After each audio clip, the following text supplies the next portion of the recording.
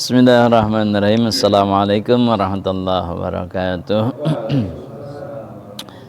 Alhamdulillahilladzi ja'ala al-mu'min qawiyya khairun wa habu ilallah asyhadu an la ilaha illallah wahda wa asyhadu anna Muhammadan abduhu wa rasuluh. Allahumma salli wa sallim ala Muhammadin abdika wa nabiyyika wa rasulika nabil ummi wa ala alihi washabihi ajmain, amma ba'du. Fa ya ayyuhal hadirun usikum wa iyaya bi taqwallah faqad fazal muttaqun kama qala Allah fi Qur'anil azim. A'udzu billahi samii'il 'alim minasyaitonir rajim. Bismillahirrahmanirrahim. Wasari'u ila magfiratin min rabbikum wa jannatin arduhas samawati wal ardu uiddat lil muttaqin. Al-ayah. Alhamdulillah ta'ala ismi ni'mah, puja puji dan syukur kita panjatkan kepada Allah yang masih memberi kekuatan pada kita untuk mengumpulkan bekal di tempat yang abadi, yaitu akhirat ya.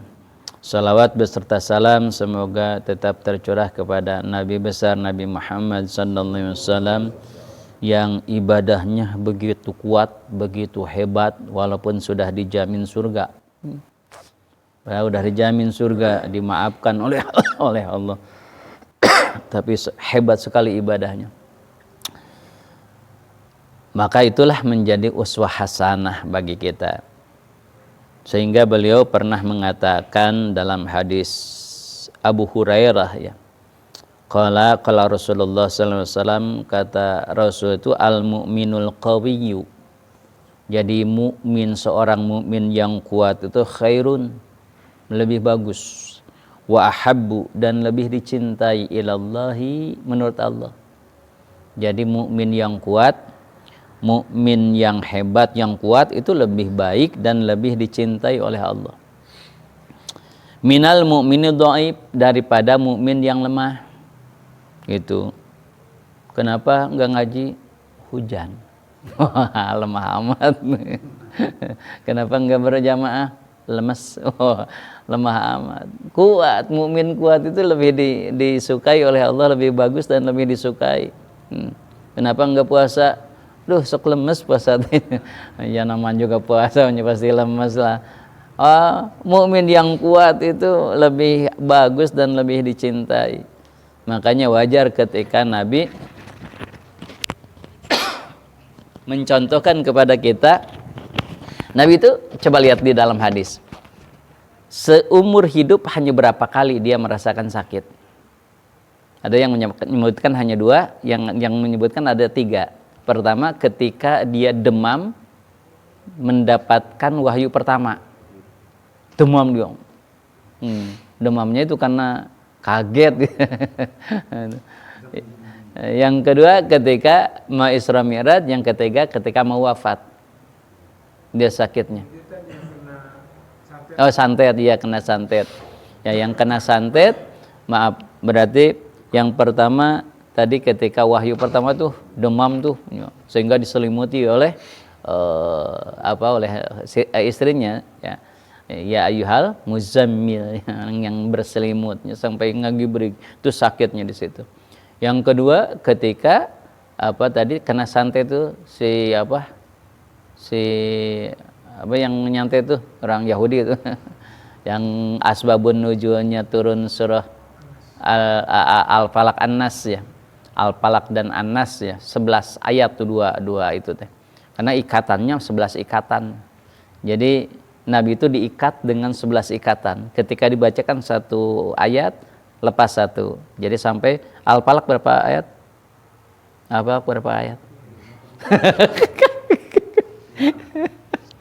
Al-Anas berapa ayat? Jadi semuanya 11 ayat. 11 ayat itu setiap dibacakan ikatannya hilang gitu. Makanya kenapa ketika ayat-ayat ruqyah itu nggak akan lepas, siapapun yang ngeruqyah dan apapun yang dibaca, Al-Ikhlas, Al-Falaq, An-Nas pasti. Kenapa? Karena memang asbabun nuzulnya seperti itu, Al-Falaq, An-Nas ya. Dari santet yang ketiga ketika mewafatkan, Nabi merasakan sakitnya sakaratul maut gitu ya tuh. Nah, selain itu dia sehat, kuat. Nah, jadi Islam yang kuat itu lebih bagus dan lebih disukai oleh Allah. Gimana contohnya? Contohnya misalkan kita sedang bepergian. Karena kita itu sedang bepergian susah. Boleh, nggak apa-apa. Qashar.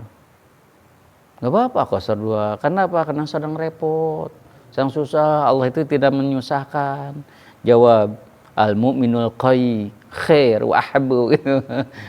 Orang mukmin yang kuat, yang kuat itu lebih bagus dan lebih disukai. Agama 4 rakaat lah. Itu kudu 2 rakaat. Itu keren, lebih kuat. Kan kalau kita qashar, ya kalau kita qashar, salat qashar, bisa salat sunnah enggak? Kalau kita salat di qashar, duhur di qashar, bisa salat sunnah enggak? Entong sunnah atau wajib bagi dikurangan. Ya gimana? Ya mendingan kan kalau yang kuat mah ya kan kalau kita tamu dibiasakan sholat sunnahnya kan bisa sunnah dulu gitu, wajibnya sunnah lagi dikir gitu. Misalkan di qashar 2 rakaat, ayo dikir setengah jam, kos liur bisa. Kan aneh gitu ya. Ya.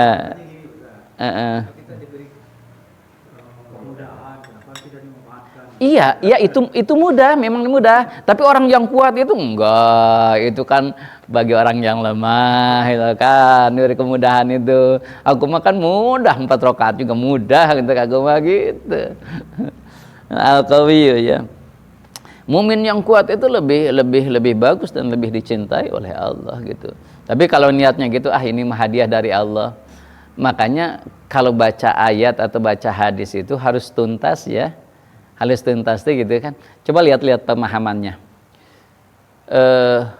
Wa idza darabtum fil ardi falaisa alaikum junahun an taksuru. Kan gitu.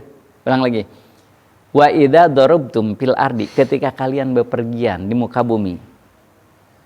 Falaisa alaikum junahun, kalian tidak dosa. Lihat di bahasanya. Kalian tidak dosa kalau kalian qashar. Kan namanya tidak dosa kalau kalian qashar kan itu, bukan dianjurkan ini hadiah qashar, itu enggak ada bahasanya. Kan di situnya lihat. Contoh dalam saum juga sama kan? Dalam saum ya. Dalam saum itu kan ketika kita bepergian, ketika kita sakit, maka boleh tidak saum. Lihat ujung ayatnya. Wa antasumu khairul lakum in kuntum ta'lamun. Kalau kamu tahu pahalanya, pasti kamu akan lebih memilih saum walaupun kalian sakit, walaupun kalian bepergian. Nah, kita itu bahasanya memang kayak logis ya. Itu kan hadiah. Berarti kita sombong amat diberi hadiah. Enggak gitu, lihat redaksi ayatnya, lihat redaksinya dong gitu. Kita bukan sombong gitu, tapi aku kuat gitu. Aku bisa gitu. Hadiah kalau kita nggak ambil, kalau orang ngasih hadiah kita ambil takut tersinggung kita. Memang ada bahasa hadiah.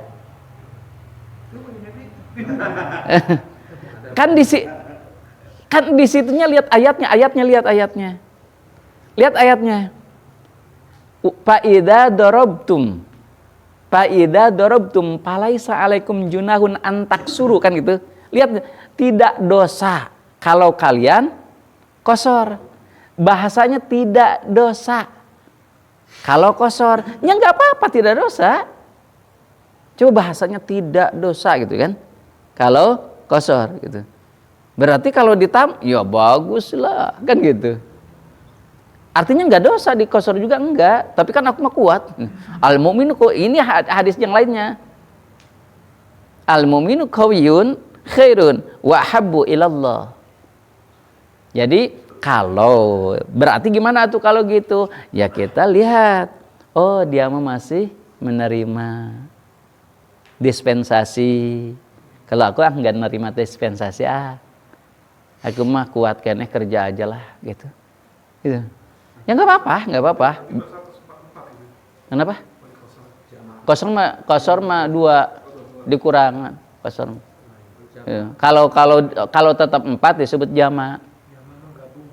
Jama' digabung, waktunya digabung.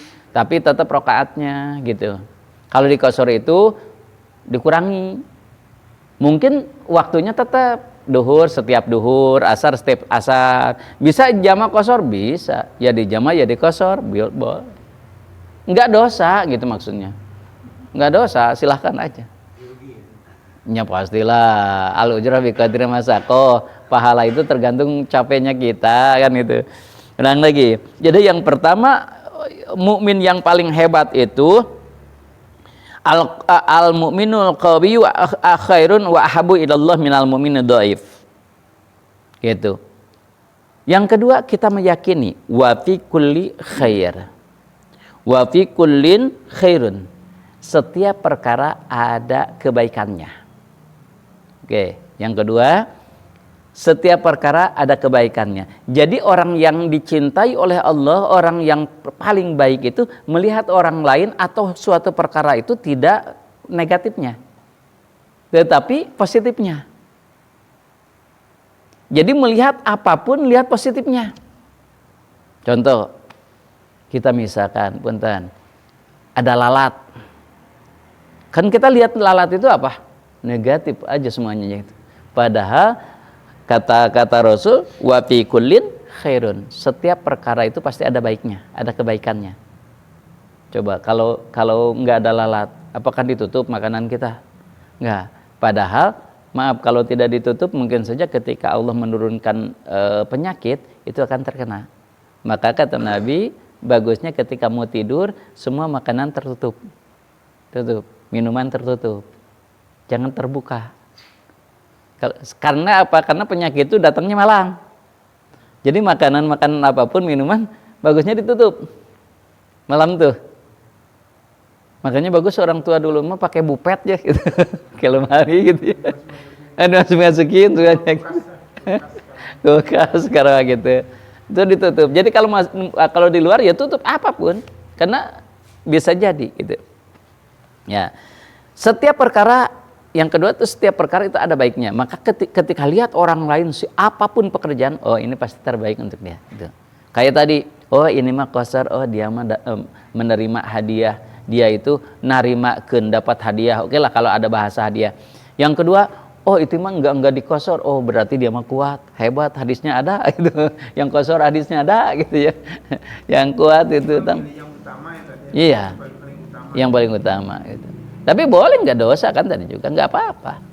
Menerima nggak apa-apa gitu.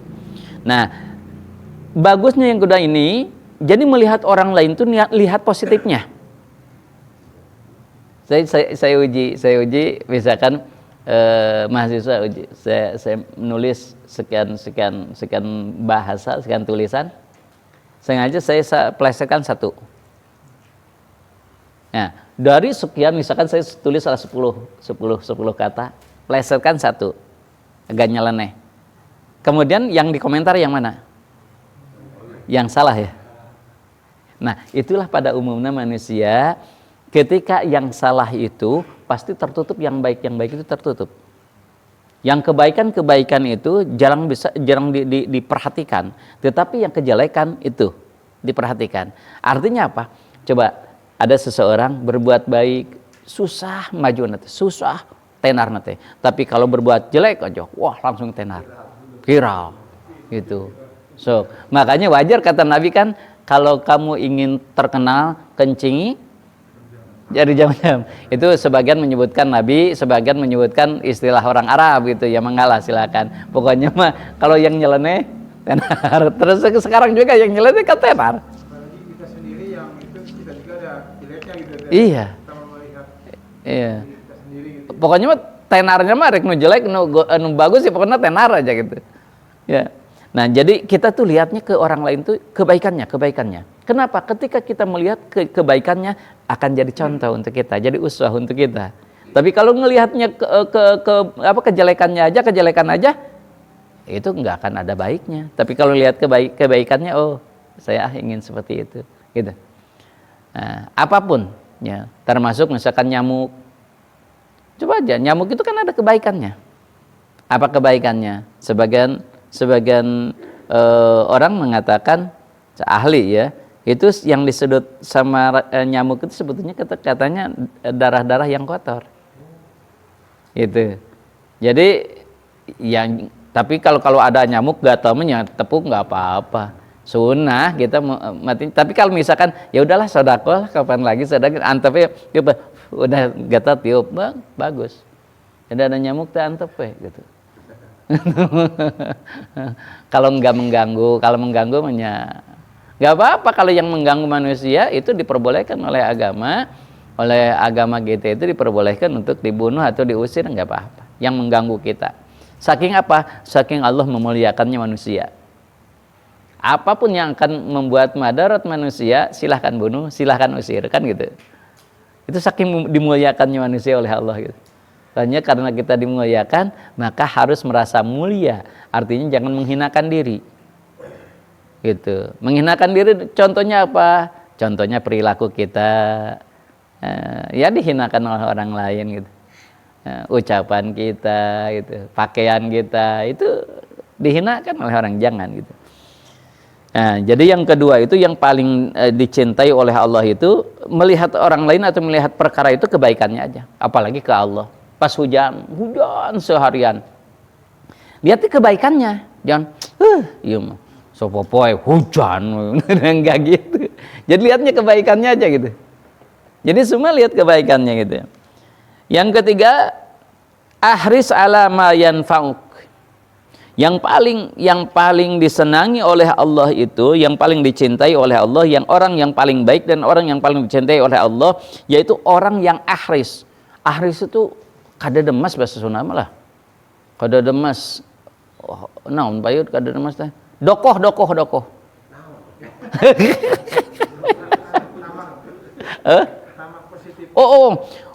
Dia teh untuk memberi manfaat ke orang lain teh tamak gitu. Soson gitu. Nah, dengar arti kamu. Kada nemes. Dengan tangan. Ini pokoknya lamun memberi manfaat ke orang lain teh dia mah wow gitu. Oh gitu. Cepat pisan. Kalau untuk berbuat baik atau memberi manfaat orang lain, apapun dia hebat. Nah, itulah orang yang paling baik dan paling dicintai oleh Allah. Jadi orang yang paling dicintai oleh Allah itu senang kalau memberi manfaat kepada orang lain teh. Selain hadis ini kan ada khairun nas anfa'uhum linnas kan, orang yang paling baik itu orang yang paling dicintai, yang paling bermanfaat. Makanya orang yang paling baik dan orang yang paling dicintai oleh Allah yang nomor 3 adalah orang yang senang sekali, paling duluan wae lah kalau memberi manfaat orang lain teh gitulah. Kayak kalau memberi manfaat pas ada duduk pencetan, ini memberi manfaat gitu. Kamu ustaz mah di pencetan aku lebih wah lebih gede pahalana gitu.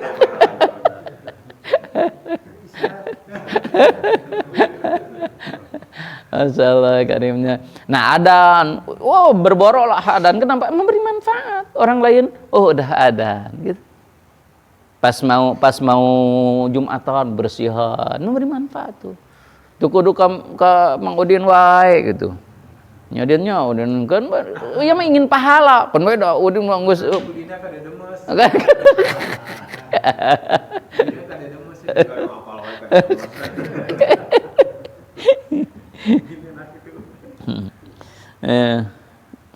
Nah, 3. Jadi yang paling baik orang yang mukmin yang paling baik itu mukmin yang kuat ya.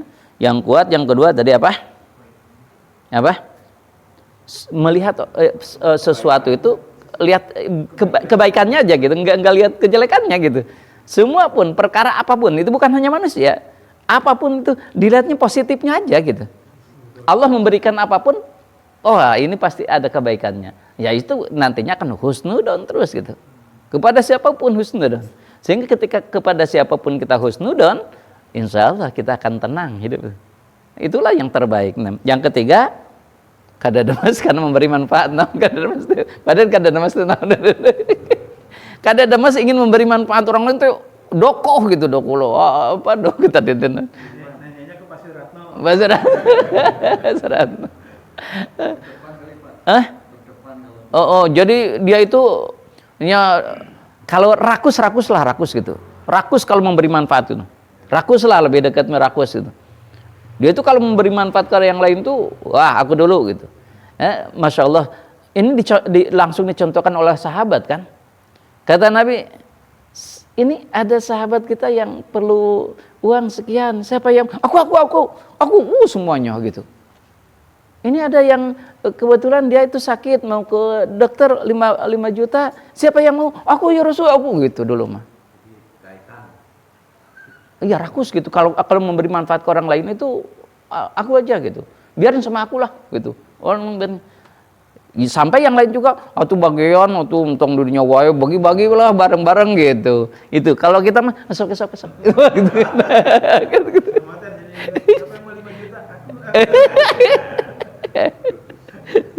Masya Allah karimnya. Ya itu aja ketika Masjid Nabawi kan itu yang punyanya siapa? Tanah pertama ya, tanah awal di yang tanah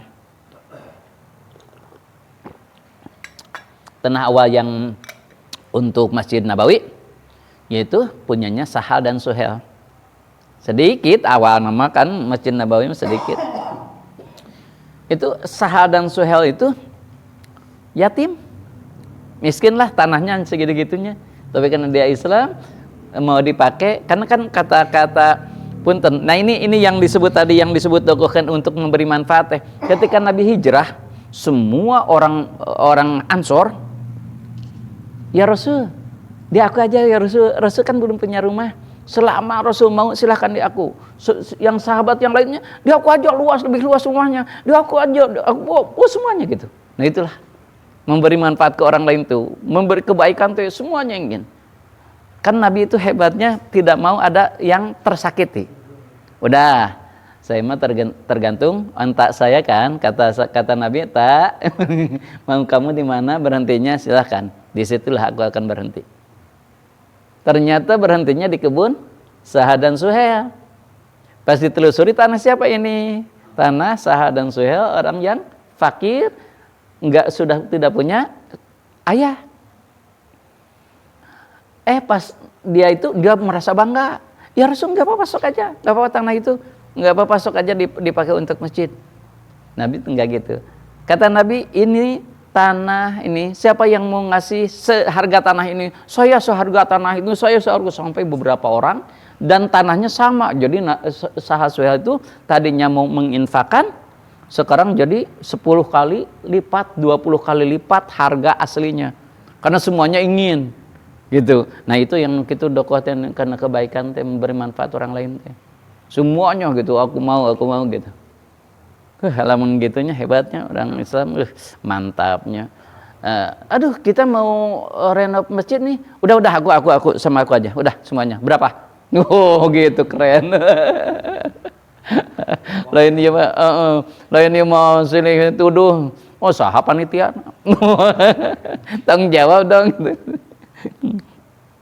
3 ya. 3. Yang keempat, wasta'in billah wala tu'jiz. Yang keempatnya, orang yang paling baik dan orang yang paling dicintai oleh Allah itu tidak pernah mengharapkan pertolongan kecuali hanya kepada Allah. Tidak ada terbersit dalam hati itu, segan si itu menolong aku, enggak. Benar-benar tawakalnya hanya kepada Allah.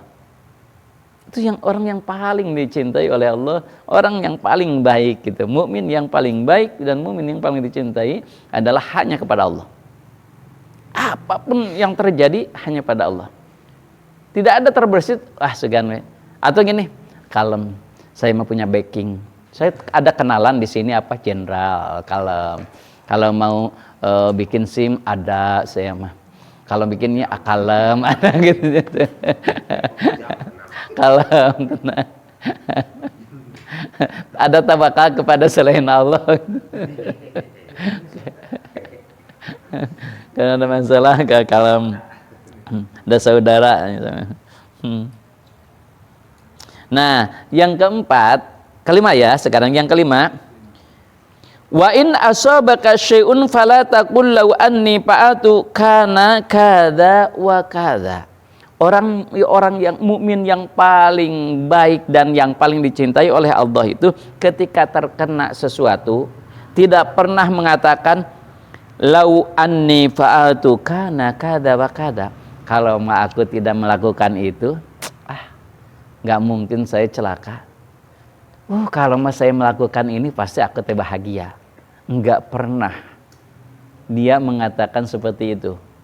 Kan kadang kita segini, tuh kan, gara-gara ibu sih, kan tadi saya tuh males berangkat ngajak wae tuh, jadi hujan tuh, atau misalkan jadi hilang nih barang gitu. Kalau tadi kan untuk jadi makan kita nggak akan. Nah, orang yang dicintai oleh Allah tidak pernah mengatakan seperti itu. Jadi ketika terjadi apapun kebaikan kejelekan, jangan kalau seperti ini, saya mau gitu. Kan orang sering gitunya. Kalau kesalahan biasanya ketika ada, kalau saya dulu ya, jadi kuliahnya di sini nggak akan miskin seperti ini gitu. Kalau mah nggak. Allah tidak suka kepada gitu. Tapi apa yang disukai oleh Allah, walakin kul qadarullah. Ini udah qadarullah. Sudah qadarullah. Pas kita, waduh, qadarullah itu. Udah. Ini qadarullah. Jadi bahasanya jangan gini. Kalau kita nggak melakukan ini, pasti nggak akan gini. Gitu, jangan gitu. Orang yang dicintai oleh Allah itu dia nerima qadarullah. Sudah qadarnya dari Allah. Sudah ditakdirkan oleh Allah. Ya udah, terima aja. Nah, jadi kadek hati-hati ya ketika bahasa gitu ya. Bahasa gitu kadang-kadang, ya Allah, Karim kadang-kadang suka ngeluh gitu ke Allah tanya. Suka menyalahkan kadang-kadang gitu ya. Tuh udah gara-garanya kamu gitu. Jadi begini, kalau gitu nggak akan gini kan gitu. Kalau gini nggak akan gini gitu. Dulu sih itu benang bejaan jadi itu katipu. Nah itu. Ya, itu jangan ya udah qadarullah udahlah gitu. Wa ma syaa fa'ala. Kenapa? Karena ya kalau Allah sudah menghendaki ya pasti akan terjadinya. Fa inna lau ta'tahu amal syaitan. Ketika kita mengatakan seperti itu, maka itu pintu terbuka untuk masuknya setan. Jadi, sayang ya kalau dulu gini mah. Sayang, langsung datang setan gitu. Datang setan gitu. Contoh gini, dulu tuh saya kan punya mantan. Hanya saya dulu tuh memutuskan mantan menjadikan ayeuna hanya lamun dulu itu memberen bager saya teman jangan ada kata-kata kalau mah jangan. Kalau udah gitu pasti setan muncul. Setan itu muncul. Sekarang mah musim medsos tingali sok sangarana tingali itu terus ketemu chattingan di mana? Nah itu setan datang.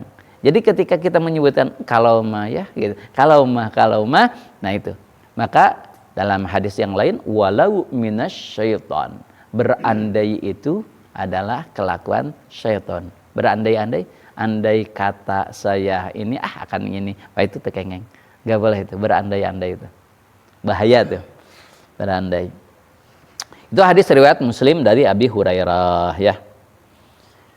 Nah, Masya Allah Karim, anna Rasulullah SAW kata Rasul ya, hujibatin nar bisyahwat. Memang ya kalau neraka itu dikelilingi oleh syahwat, oleh keinginan, oleh keindahan. Neraka itu dikelilingi oleh yang indah-indah, keindahan, syahwat sesuai dengan nafsu. Sok yang pinarakakeun mah resep. Kita mengeluarkan apapun senang we gitu. Pinarakakeun gitu. Ya, yang pinarakakeun mah kita mengeluarkan modal apapun enak we resep we gitu. Beda dengan surga, wa hujjibatil jannah bil makarih. Surga itu dikelilingi oleh makarih. Apa makarih itu? Makruh. Apa makruh itu? Enggan, hoream, malas. Gitu. Jadi surga itu dikelilingi oleh malas. Oleh wah gitu. Maka kata ulama itu kalau menuju surga itu ini beling hungkul, cucuk hungkul, kita nggak pakai alas kaki. Mau menuju ke surga itu susah. Jalan aja harus hati-hati. Terpeleset aja, keinjek aja, wah luka. Hati-hati gitu. Tapi kalau untuk ke neraka bung mudah. Tuh memang gitu kata Nabi gitu ya. Ya, hadis riwayat Bukhari Muslim dari Abu Hurairah. Rasul menyebutkan hujibatin nar bisyahawat wa hujibatil jannah bil makari. Jadi surga itu dikelilingi oleh malas. Kata wajar, semakin malas kita melakukannya semakin dekat dengan surga. Jawab, berjamaah sholat dengan ngaji, kira-kira malas yang mana? Berjamaah sholat dengan ngaji, malas mana? Yang paling malas? Ngajinya. Sok, udah berjamaah bisa 3 baris 4 baris ya. Tapi kalau ngaji mah sabaris ge buah. Gitu, sabaris lah lumayan. Kenapa? Berarti semakin susah itu semakin hoream, itu semakin dekat dengan surga. Apapun amal. Sok yang make modal seperti kurban. Malas. Kenapa? Ngeluarkeunna gede lumayan. 4 juta, 5 juta ya doma. Lebar. Oh, hoream, surganya dekat gitu. Pokoknya semakin susah, semakin hoream, semakin dekat dengan surga.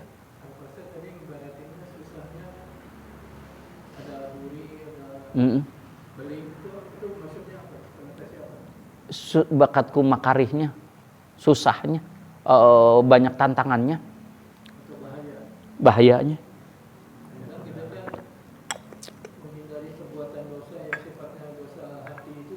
Iya, betul. Makanya, iya. Nah, seperti yang gitu kan, aduh, di surga hese. Ya, itu. Karena kalau dosa dohir itu kayak kita melawan kafir. Kalau dosa yang batin itu kayak kita melawan munafik. Susah. Susah. Ini tuh benar mana itu jahat atau enggak kan gitu susah.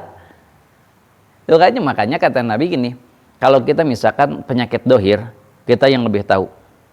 Ya kalau penyakit dohir, siapa yang lebih tahu? Orang lain. Tapi kena penyakit batin, kita yang lebih tahu. Kadang dibaliknya, tapi kita dibaliknya. Misalkan penyakit batin justru orang lain yang lebih tahu. Kita nggak tahu penyakit batin masuk. Kamu mau kikir? Enggak, aku nggak kikir gitu. Kamu sombong? Enggak sombong. Orang lain mau tahu kita sombong, kita nggak tahu. Obatnya berapa? Obatnya untuk supaya dosa batin ini bisa terjaga kita. Ya. Apakah dengan banyak ibadah atau dengan banyak ngaji? Kan ngaji juga ibadah. Ngaji juga ibadah. Tapi jelas ya. Mahdoh. Ya. Ya. Nah, kalau lihat para ulama menyebutkan gini. Kalau kamu ingin lebih baik itu sering mendengar nasihat-nasihat ulama, nasihat-nasihat agama. Ketika kita mendengar nasihat agama, satu, sering mendengar nasihat agama, yang kedua, bergaul dengan orang-orang yang soleh. Insya Allah mulai terhindar. Kalau kita misalkan dengan orang-orang yang soleh, kan kadang orang soleh ngobrolnya juga kebaikan. Nggak akan dengki, nggak akan apa gitu. Insya Allah. Makanya bagusnya tadi ketika kita gaulnya dengan suka ngaji lagi. Paling yang dibahas itu kan pengajian gitu. Tapi kalau ngobrolnya dengan siapa saja gitu ya itu. Salah satunya bergaul juga harus diperhatikan gitu. Nah, intinya udah kalau dosa batin mah memang nggak ada lagi caranya. Imam Ghazali menyebutkan satu, takhali dulu. Takhali dulu itu apa? Ngerenan karena itu berusaha menghentikan. Berusaha menghentikan dosa-dosa tersebut. Itu takhali namanya. Nah, setelah takhali mampu, maka isi ikut sebaliknya. Misalkan kita sombong. Hilangkan sombong kita. Lawan oleh kita bahwa sombong itu bukan milik kita. Kenapa? Apa yang kita sombongkan? Oh kan saya ganteng. Memang kamu yang buat ganteng kamu? Bukan, gua Allah. Oh akan aku kaya? Memang kamu yang membuat kaya? Enggak, oleh Allah. Semua juga kalau menurut kita bahwa semua ingin kaya semua. Kalau bisa sendiri mah semuanya bakal kaya. Kenapa? Karena semuanya ingin kaya. Tapi buktinya enggak. Kalau dia tidak ditakdirkan oleh Allah. Jadi apa yang mau disombongkan oleh kita? Oh berarti enggak ada. Udah tidak sombong, maka nanti masukkan dengan tahalli, tawadhu. Masukkan kebalikannya takabur, itu tawadhu, rendah hati. Nah, itu tahalli, baru akan tajalli, terbuka lah gitu. Ngebulung-bung pintu surga gitu. Mujahadatun nafs ya. Itu konsep Imam Ghazali itu mujahadatun nafs ya, mensucikan jiwa ya. Tapi semuanya juga itu bisa mensucikan jiwa sebetulnya. Dengan sholat itu bisa mensucikan jiwa, dengan kurban bisa mensucikan jiwa. Contoh dengan sholat, kan dengan sholat inna sholata tanha anil fahsya'i wal munkar, bisa menghilangkan fahsya wal munkar. Tapi sholatnya yang mana dulu? Di situ maka pakai inna. Inna itu alatut taukid. Inna sholata, sesungguhnya yang sholat. Ibaratnya sholat yang sungguh, yang sungguh-sungguh sesuai gitu. Kurban, kenapa itu akan mensucikan jiwa? Coba kita berbagi ke orang lain. Hati itu nggak akan, kalau kita suka membagi orang lain, akan benci nggak kita ke orang yang dikasih? Enggak, justru sayang gitu. Maka dengan ibadah bisa jadi gitu. Bisa jadi dengan ngaji, apalagi karena mendengar nasihat. Makanya harus sering gitu membaca, mendengar nasihat ulama, kisah-kisah para ulama, nabi, sahabat tuh, poinnya di situ ya. An Abi Abdillah Hudzaifah ya. Suatu ketika beliau datang malam-malam, ternyata Nabi sedang sholat. Maka qala sholaitu ma'an Nabi, maka ikutanlah aku sholat dengan Nabi. Oh. Nah ini yang tadi yang kuat itu ya. Data lailatin, suatu malam tuh, faftaha al-baqarah. Paling udah 100 ayat juga lewat gitu ya. Arifi sampai beres, derteruku. Tuh rukunya itu kira-kira 100 ayatun rukunya. Lama amat ya, subhanallah azim aja kok lama amat ya gitu. Ya wajar lah, ini sahabat juga kan sampai aduh Gusti Agung pasti encon kan baik gitu. Hanya kalau aja dengan makmum gitu. Nabi siap sudah ikut enggak? Ngajak. Iya. Ya makanya kenapa Nabi itu suka-suka lamanya itu disunat, bukan diwajib. Karena wajib itu kan jelas diikuti oleh yang lain. Kalau ini kan sendiri, mau ikut silakan, enggak pun enggak apa-apa. Karena tanggung gitu ya, dia ya udah terusin aja gitu kan. Pas itu rakaat kedua paling Al-Ikhlas, Ali Imran dan An-Nisa 2 surah, bayangkan. Sama rukun sujudnya sampai saya itu bingung. Ada dalam terbersit dalam hati saya, kata adamnya, tinggalkan gitu. Mau muparokoh gitu, tapi ketanggung kan bermakmum, aduh jadi tetap sahabat juga kan lama-lama tinggi itu menurutnya. Dan Nabi kan Aisyah memang nggak kan tenanaun kan mau muparokoh silakan, nggak maka silakan gitu ya. Jadi sama Ibnu Mas'ud juga pernah, padahal Ibnu Mas'ud kan ulamanya sahabat tuh, pernah sholat dengan Nabi. Ya Allah ya Rasul anjana sami gitu, sama dengan yang barusan Hudzaifah. Pas sholat lama, tinggalkan gitu, duduk gitu buru-buru gitu. pernah sahabatnya sampai gitunya. Tapi hebatnya Nabi sholat itu masya Allah karimnya. Itu padahal Nabi itu kan udah dijamin surga, diampuni, tapi ibadahnya itu masya Allah karimnya. Makanya gitu di masjid lah. Ya makanya itu kan sahabat ikutan juga di masjid itu. Jadi boleh sebenarnya kalau sholat malam itu berjamaah nggak apa-apa. Nabi juga berjamaah tuh, sahabat ikutan sahabat. Nggak apa-apa. Kita pernah dengar riwayat itu ada sahabat dia terlalu panjang. Terus ada sahabat lain yang makmum karena dia memang punya urusan. Terus akhirnya kan memisahkan diri. Terus sempat disalahkan, akhirnya perkara ini sampai ke Nabi. Yang dibenarkan ya orang ini yang mupalakoh itu tadi gitu kan. Betul. Artinya memang imam kalau lagi sama-sama kayak gitu harus lihat situasi gitu. Jadi kalau beda lain konteksnya sama Nabi tadi mah sendiri kan. Dia mah sendiri ya sini aja, ada pun orang mau ikut ya terserah dia gitu kan. Itu juga hadis yang barusan Pak Rasid hadis. Jadi memang orang itu lama gitu. Nyesega kayak Nabi barusan lama gitu.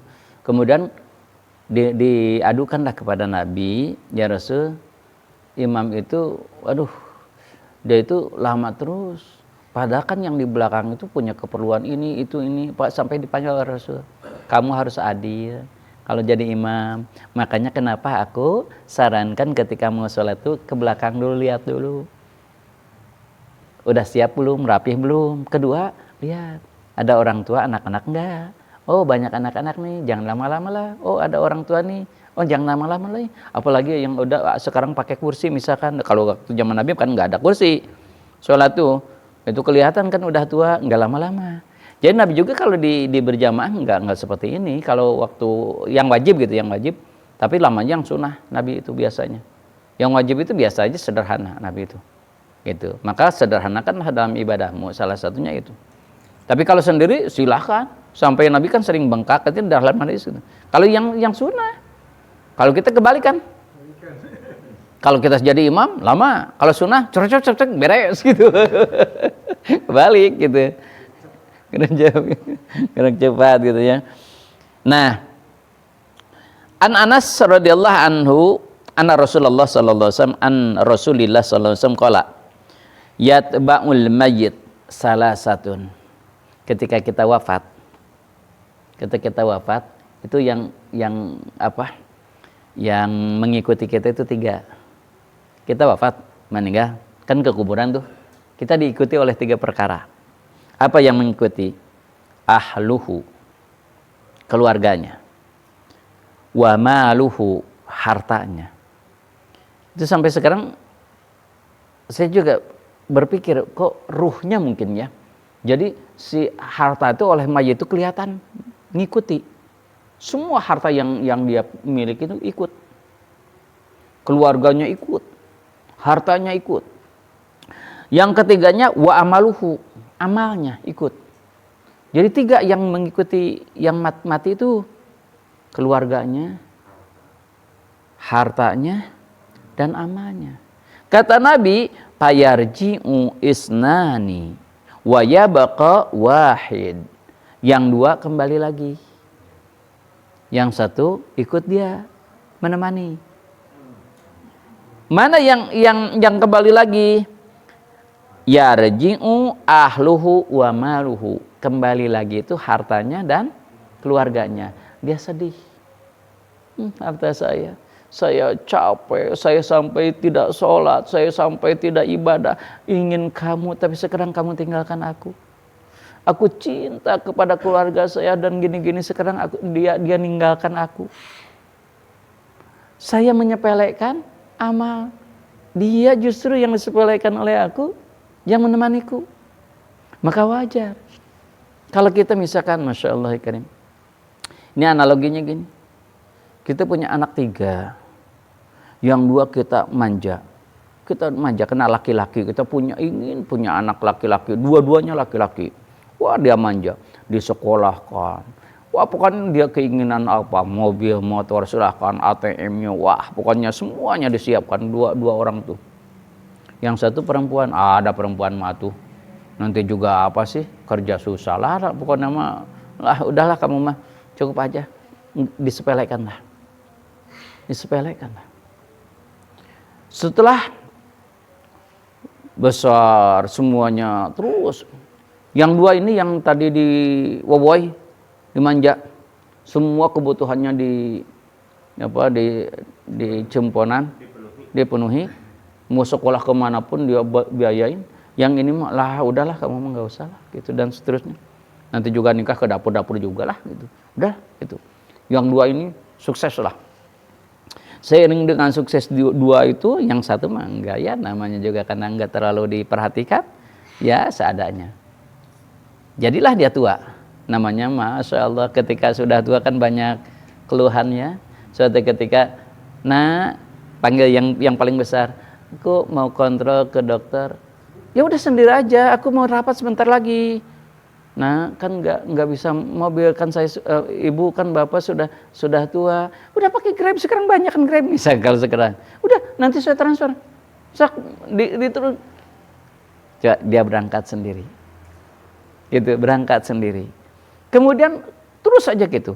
Yang ini yang seorang, ya namanya juga nggak mampu apa-apa, mobil tetiasa, motor tetiasa, nganter aja kan, nggak bisa apa-apa.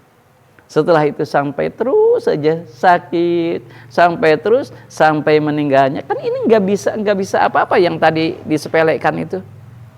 Ternyata dua ini tidak bisa menolong.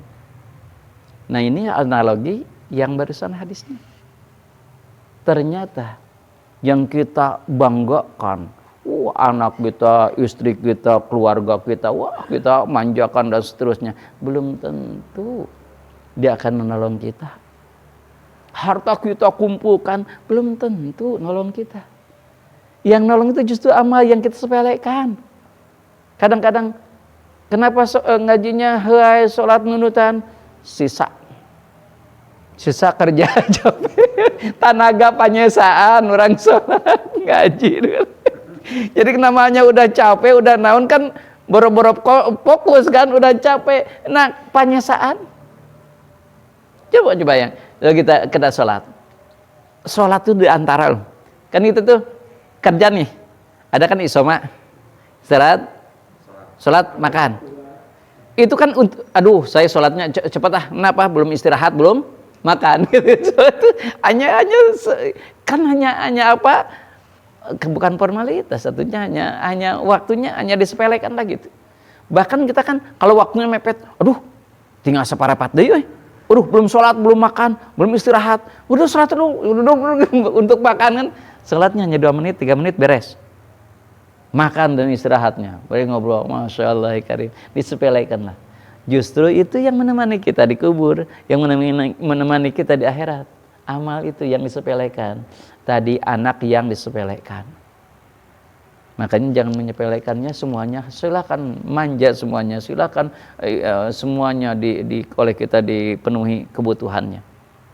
Gitu. Enggak apa-apa kita misalkan anak tiga-tiganya kita manja, enggak apa-apa.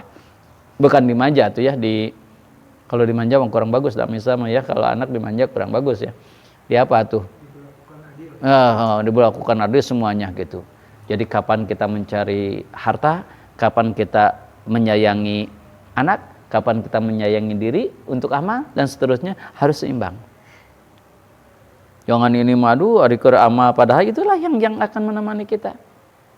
Makanya salah satunya contoh kata Rasul, Iqra'ul Quran, bacalah olehmu Quran. Kenapa fa'indahu ya'ti yaumil qiyamah syafi'an li ashabi. Bacalah Quran, kenapa akan datang nanti Quran itu untuk menolongmu, menjadi syafaat untukmu. Gitu. Gimana kalau saya mah senangnya teh Yasin tiap hari teh, misalkan, akan nolong nggak? Ya iyalah, Yasin Quran bukan?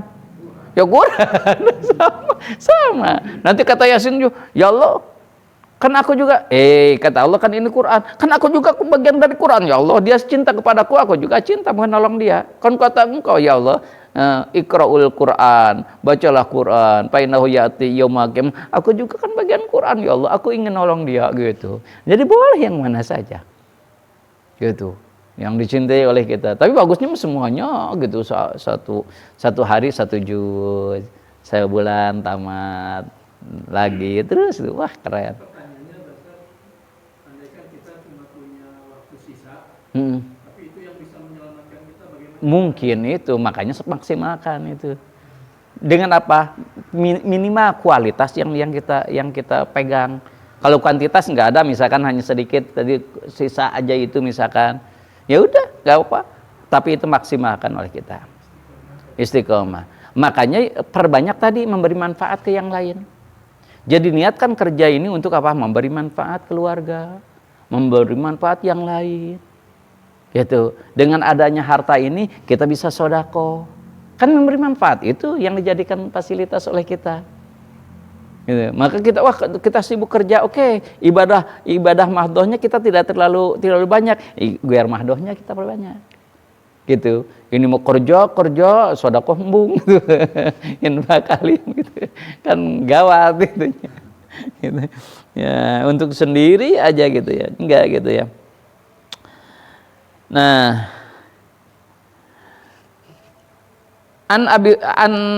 Ibnu Mas'ud radhiyallahu anhu qala Nabi sallallahu alaihi wasallam al-jannatu aqrabu ila ahadikum min syirakin na'lihi wan naru mislu dzalik, rawahu al-Bukhari.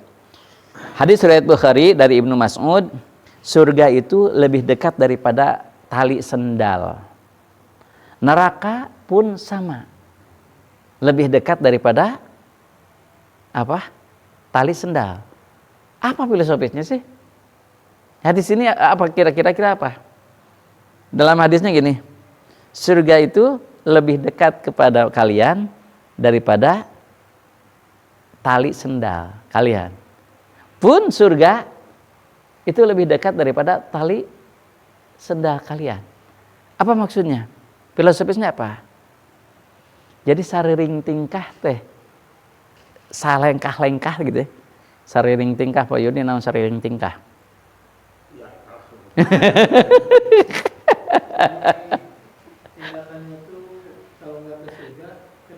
Iya gitu. Jadi ya selangkah mungkin pi surga, selangkah mungkin pi neraka gitu. Coba contoh misalkan kita ya, kan kita ngaji itu, oh dijamin surga tuh. Baru mah mau pi surga, engke pi neraka. Contoh gini, alhamdulillah ya kita itu suka ngaji. Muunya lain tetangga orang mau nih padahal gitu. Tadinya mau ke surga jelek ke neraka gitu. Jadi gulak-gilak gitu. Untung lah ya orang ya suka ngaji. Tetangga padahal dia tuh suka ngelamun di mati gitu kan. Ngomongin orang gitu. Gulak-gilak gitu. Selangkah mungkin bisa ke surga, selangkah bisa ke neraka gitu. Gampang gitu. Kita misalkan, oh alhamdulillah saya tiap tahun maksakan lah untuk kurban. Masya Allah, karim saya mah, lah ini mah tanda syukur saya lah, inna a'tainaka al-kautsar fasholli lirabbika wanhar. Saya alhamdulillah ya. Itu kan di surga ya. Tapi sayang ya, sahabat kita itu padahal dia lebih kaya. Kenapa ya nggak mau suka enggak itu pedit sih itu mah. Surga neraka segala gampang gitu. draw lah. Tengah-tengah. Mohon.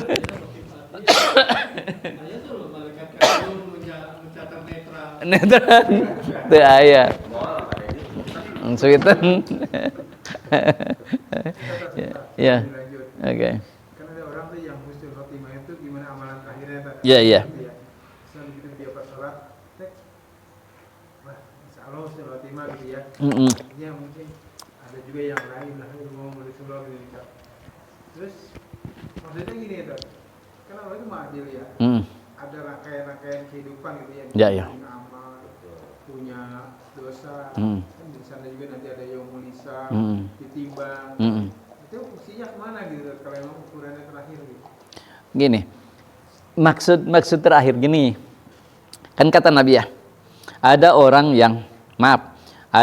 yang selangkah lagi mau ke neraka, tapi dia melakukan kebaikan, dihapuskan oleh Allah dengan kebaikan itu, yang ke neraka itu selangkah lagi ke surga. Sama, ada orang yang mau ke surga semuanya, selangkah lagi ke neraka. Maksudnya apa? Atau berarti enggak adil dong, enggak dihisab. Maksudnya ke neraka dulu. Kan ini ponisnya ke neraka dulu. Nanti udah habis dosanya ke surga. Tetap semua orang yang iman pasti akan ke surga gitu. Dihisab dulu? Iya pasti. Pasti dihisab. Makanya ada husnul khatimah dan su'ul khatimahnya di situ. Kalau husnul khatimah itu anugerah dari Allah. Kenapa anugerah dari Allah? Semua ketika dia baik, semuanya dianggap taubat, itu semuanya dihapus oleh Allah. Kenapa dianggap taubat? Husnul khatimah. Tapi kalau yang jelek misalkan ke neraka, udah habis dosanya, ya dikesurgakan lah pasti. Itu. Ya tetap asal ada iman, tetap akan masuk surga. Biasanya ditimbang semuanya pasti. Akan ada orang yang tidak dihisab. Mungkin dia enggak punya dosa, enggak mungkin. Tapi dihapus oleh Allah dosa-dosanya. Untungnya. Husnul khatimah itu di situ.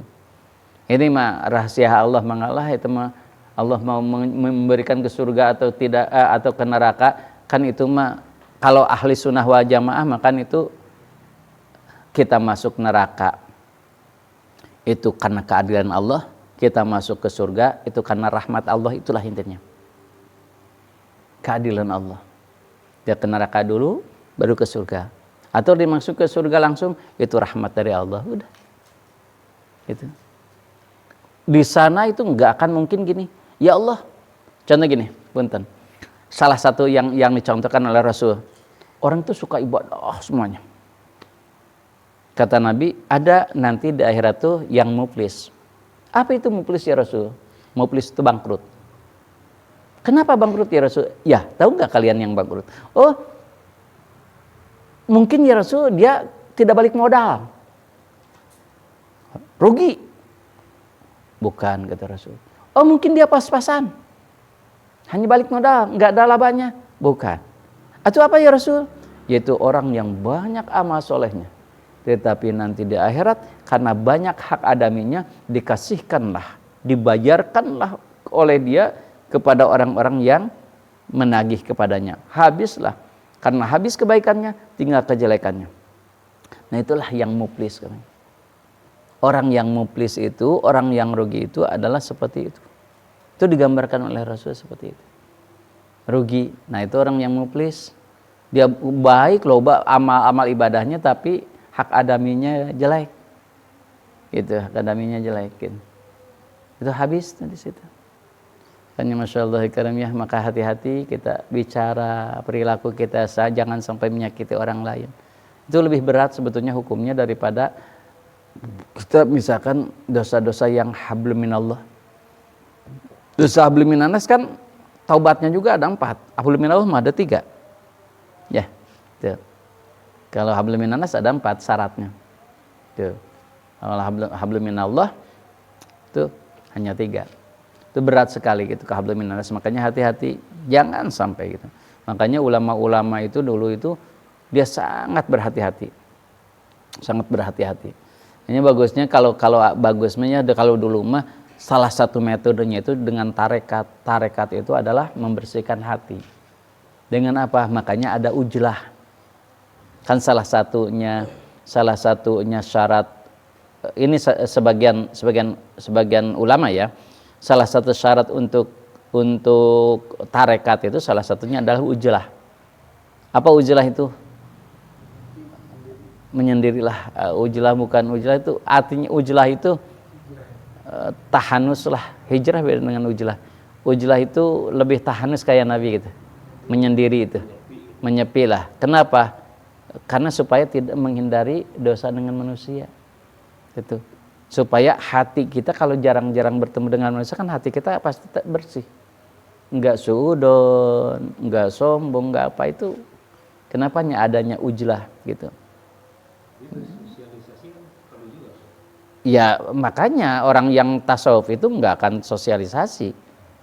Kenapa? Karena udah. Makanya kenapa biasanya orang-orang yang tasawuf itu biasanya sudah tua.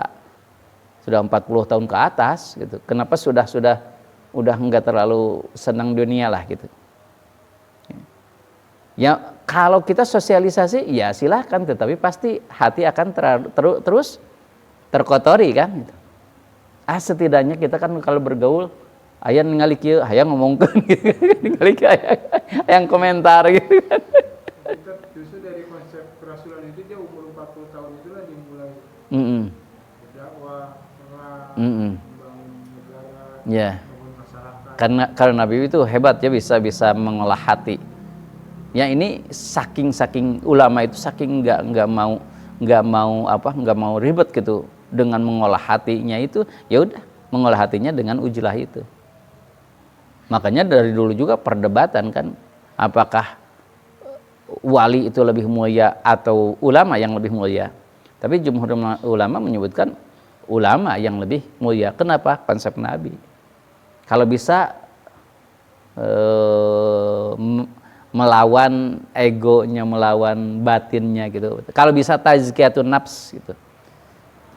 Makanya kalau misalkan punten, kalau kita misalkan tidak ngomongin orang lain tapi kita bergaul dengan tidak ngomongin orang lain tapi dia ujlah, pahalanya lebih besar mana? Ya lebih besar tidak ngomongin orang lain tapi kita bergaul daripada ujlah. Ada ujlah mana ngomongin batu sana ngomongin kan gitu. Yang lebih besar itu pasti itu. Maka konsep Nabi itu hebat.